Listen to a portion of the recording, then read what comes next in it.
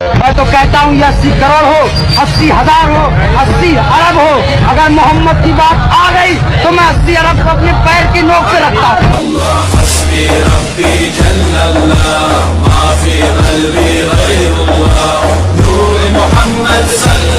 وہ مائک کے سامنے کھڑا تھا، آنکھوں میں آگ تھی اور آواز میں عوام کا درد۔ ذوالفقار علی بیٹو نے کہا تھا، میں اس ملک کے غریب عوام کے لیے لڑ رہا ہوں، چاہے اس کی قیمت میری جان ہی کیوں نہ ہو۔ وہ اقتدار کے لیے نہیں بولتا تھا، وہ بولتا تھا ان کے لیے جن کے پاس بولنے کا حق نہیں تھا۔ کسان، مزدور، طالب علم۔ بیٹوں کی آواز میں سب کی دھڑکن سنائی دیتی تھی۔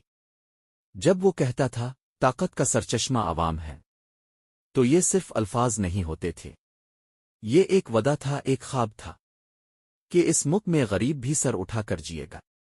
قید کی تنہائی میں بھی اس کے حوصلے نہیں ٹوٹے، پھانسی کی رات اس نے خوف کو نہیں بلکہ تاریخ کو دیکھا اور خاموشی سے کہہ دیا، میرا قتل ایک فرد کا نہیں، ایک نظریے کا ہوگا۔ آج بھی جب ظلم بڑھتا ہے تو بیٹوں کی وہ آواز گونجتی ہے، جمہوریت بہترین انتقام ہے۔ وہ چلا گیا، مگر اس کا جذبہ، اس کے الفاظ اور عوام سے محبت آج بھی پاکستان کے دل میں زندہ ہے۔